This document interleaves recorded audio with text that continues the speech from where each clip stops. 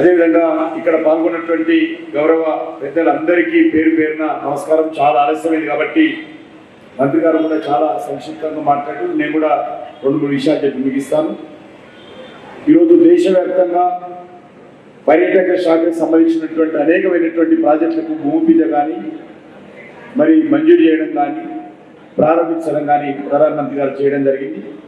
అందులో భాగంగానే మన ఈ యొక్క బల్కంపేటలో 17వ శతాబ్దం నాటి ఈ ప్రఖ్యాత బల్కంపేట ఎల్లమ్మ తల్లి దేవాలయ ప్రాంగణానికి అభివృద్ధి కోసము మరి నరేంద్ర మోడీ గారు 4,40,00,00,000 రూపాయలు మంజూరు చేశారని చెప్పి ఈ సందర్భంగా మనం చేస్తా ఉన్నారు. ఈ యొక్క బల్కంపేట ఎల్లమ్మ తల్లి ఆశీస్సులతో ఈ యొక్క నిధులను అన్నదాన సత్రము, అదేవిధంగా డ్రైనేజ్ వ్యవస్థ, స్ట్రాంగ్ వాటర్ వ్యవస్థ, బయో టాయిలెట్స్ వ్యవస్థ, ఇక్కడ ఉన్నటువంటి గేట్స్, దేవాలయ పరిసర ప్రాంతంలో CCTVలు, సైనేజెస్, డీజీ సెట్టులు అంటే అనేక ఇతర సౌకర్యాలు కూడా ఈ యొక్క 4,40,00,000 రూపాయలతోటి ఈ దేవాలయ అభివృద్ధి కోసము మరి కేంద్ర ప్రభుత్వం నరేంద్ర మోడీ గారు మంజూరు చేయడం జరిగింది. ఈరోజు మనకందరికీ తెలుసు, ఇంతకుముందు పెద్దలు కూడా చెప్పారు, జోగులాంబ దేవాలయానికి 39 కోట్ల రూపాయలతోటి ఆ దేవాలయ అభివృద్ధి కోసం ప్రయత్నం చేస్తూ ఉన్నాం. అదేవిధంగా మరి ఇక్కడ భువనగిరి కోర్టు, ఏదైతే పోర్టు మనం యాదగుట్టకి వెళ్తుంటే కనిపిస్తుందో పెద్ద గుట్ట, ఆ యొక్క పోర్టును కూడా 57 కోట్లతో మరి నైట్ షో, అదేవిధంగా రోప్వే, పైకి వెళ్ళడానికి రోప్వే, లిఫ్ట్, ఇంటర్ప్రెటేషన్ సెంటరు, రోడ్లు, పార్కింగ్, క్యాంటీను, కాన్ఫరెన్స్ సెంటర్ లాంటి అద్భుతంగా దాని 57 కోట్లతోటి ఈరోజే ప్రధానమంత్రి గారు దానికి మంజూరు చేయడం జరిగింది. అదేవిధంగా అనంత పద్మస్వామి దేవాలయం ఏదైతే ఉన్నదో అనంతగిరి వికారాబాద్ కొండల్లో దాన్ని కూడా మరి దేవాలయంతో పాటు అక్కడ ఎకో టూరిజం సంబంధించినటువంటి డెవలప్మెంట్ కూడా చేయడం జరిగింది. దానికి ట్రెక్కింగు, అదేవిధంగా హైకింగు, సైక్లింగ్ వంటి డెవలప్ చేయడము, CCTVలు ఏర్పాటు చేయడము, కాటేజీలు ఏర్పాటు చేయడము, కాన్ఫరెన్స్ హాల్ ఏర్పాటు చేయడము అక్కడ కూడా జరుగుతూ ఉంది. అదేవిధంగా ఈరోజు తెలంగాణలో స్వదేశీ దర్శన్ పథకాల్లో భాగంగా మరి 800 కోట్లకు పైగా భారత ప్రభుత్వం ఖర్చు చేయడం జరిగింది. భద్రాచలం మరి రామచంద్రుడి దేవాలయం ఏదైతున్నదో దానికి కూడా టూరిజం డిపార్ట్మెంట్ తరఫున 41 కోట్ల రూపాయలు భద్రాచలం రామప్ప దేవాలయానికి ఇవ్వడం జరిగింది.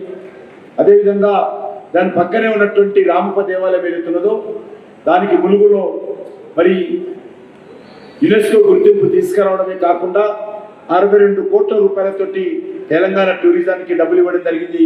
ఆ యొక్క దేవాలయ అభివృద్ధి కోసం మనం చేస్తున్నాం. దీనికి భారత రాష్ట్రపతి స్వయంగా వచ్చి మరి ఆ యొక్క మంజూరు చేసిన విషయం మనం చేస్తా ఉన్నాను. అదే కాకుండా స్వదేశీ దర్శన్ కింద ములుగు, లక్కవరం, మేడవరం, తాడ్వాయి, దామరవాయి, మల్లూరు, బోగతా జలపాతంలో కూడా ట్రైబల్ సర్క్యూట్ పేరుతోటి 80 కోట్ల రూపాయలతోటి దాన్ని కూడా డెవలప్మెంట్ చేస్తూ ఉన్నాము. అదే కాకుండా మరొక ప్రాజెక్టు మహబూబ్నగర్ జిల్లాలో మన పెద్దల కృష్ణరావు గారి సొంత జిల్లా అయినటువంటి ఉమ్మడి మహబూబ్నగర్ సంబంధించి సోమశిలము, సింగోటము, కదలివనము, అక్క మహాదేవి, ఈగలపెంట, వరహాబాదు, ఉమామహేశ్వరము, మల్లెల తీర్థము మధ్య ఎకో సర్క్యూట్ కోసము 92 కోట్ల రూపాయలను ఖర్చు చేసి అక్కడ సౌకర్యాలు మెరుగుపరచామని కూడా ఈ సందర్భంగా మనం చేస్తున్నాం. మన హైదరాబాద్ నగరంలో కూడా కుతుబ్ షాహీ హెరిటేజ్ పార్కు, పైగాట్ రూమ్స్, హయత్ బక్షి మసీద్, రేమాండ్స్, టూమ్లకు సంబంధించినటువంటి డెవలప్మెంట్ కోసం కూడా 90 కోట్ల రూపాయలు మంజూరు చేసిన విషయాన్ని మనం చేస్తున్నాము. దీంతో పాటు మీకు అందరికీ తెలుసు, గోల్కొండ పోర్టు కూడా లైట్ అండ్ సౌండ్ షోతో డెవలప్ చేశాము. ఉస్మానియా యూనివర్సిటీ ఆర్ట్స్ కాలేజ్ కూడా ఇటీవలనే లైట్ అండ్ సౌండ్ షోతో అద్భుతంగా పర్యాటకులను ఆకర్షించేటువంటి కార్యక్రమం చేస్తూ ఉన్నాము. అదే కాకుండా హైదరాబాద్లో Sangeet Natak academy south India బ్రాంచ్ను కూడా ఓపెన్ చేసుకున్నాము. అదేవిధంగా ఇక్కడ నేషనల్ సైన్స్ సెంటర్ కూడా దాన్ని కూడా మరి భూమి పూజ చేసుకున్నాము. అదే కాకుండా ఈరోజే సాయంత్రం నేను ఇప్పుడు నుంచి వరంగల్కి వెళ్తా ఉన్నాను. మంత్రి గారిని కూడా ఆహ్వానించాను. వరంగల్ కోటలో మరి ఇల్యుమినేషన్ కొత్తగా లైటింగ్ సిస్టాన్ని కూడా ఆ యొక్క వరంగల్ కోర్టులో ఈరోజు సాయంకాలము వరంగల్ ప్రజలకు అంకితం చేయబోతా ఉన్నాము. రేపు ఉదయం మరి 1000 స్తంభాల గుడి అవుతున్నదో 1000 స్తంభాల గుడిలో కూడా ఏదైతే మంటపం ఉంటుందో గత 40 సంవత్సరాలుగా మంటపం కూలిపోయింది. నిజంగా 1000 స్తంభాలు లేవు, తక్కువ స్తంభాలు ఉండే.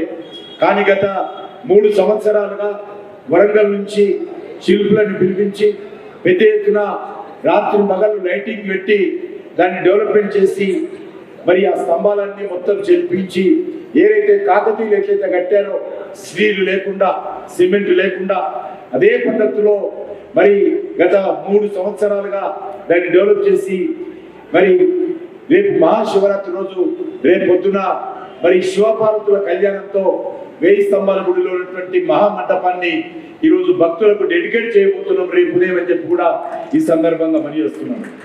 పెద్దలు కృష్ణరావు గారు చెప్పినట్టు తప్పకుండా తెలంగాణలో అభివృద్ధి కోసము రానున్న రోజుల్లో డెవలప్మెంట్ విషయంలో మరి అన్ని రకాలుగా కేంద్ర ప్రభుత్వం తరఫున తెలంగాణలో పర్యాటక రంగ అభివృద్ధి కోసము అంకిత భావంతో కృషి చేస్తాము.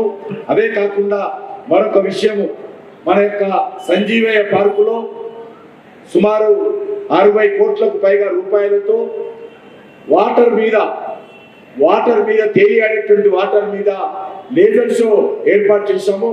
అది 9వ తేదీ నాడు ప్రారంభించుకోవాలనుకుంటున్నాను. పెద్ద మనసుతో మంత్రి గారి డిపార్ట్మెంటే అది కాబట్టి మంత్రి గారు కూడా రావాలి. 9వ తేదీ నాడు ఆ యొక్క మీరందరూ కూడా రావాలి కుటుంబ సమేతంగా. ఆ యొక్క లేజర్ షో మరి 9వ తేదీ నాడు సాయంకాలం 5 గంటలకు ప్రారంభిస్తున్నాము. అది హైదరాబాద్ తెలంగాణలో మరో మణికంఠంలాగా అది రాబోతుందనే విషయాన్ని ఈ సందర్భంగా మనవి చేస్తూ, అది చాలా అద్భుతంగా ఈ యొక్క మరి లేజర్ షో డెవలప్మెంట్ను చేశాము. దాన్ని 9వ తేదీ నాడు మన హైదరాబాద్ నగర ప్రజలకు డెడికేట్ చేయబోతున్నామని ఈ సందర్భంగా మనవి చేస్తూ, తప్పకుండా అన్ని రకాలుగా పర్యాటక రంగ అభివృద్ధి కోసము కృషి చేస్తామని చెప్పి ఈ సందర్భంగా మనవి చేస్తూ, అందరికీ పేరు పేరున ధన్యవాదాలు తెలియజేస్తూ, ప్రత్యేకంగా మంత్రి గారు కూడా ధన్యవాదాలు తెలియజేస్తూ సెలవు తీసుకుంటున్నాను.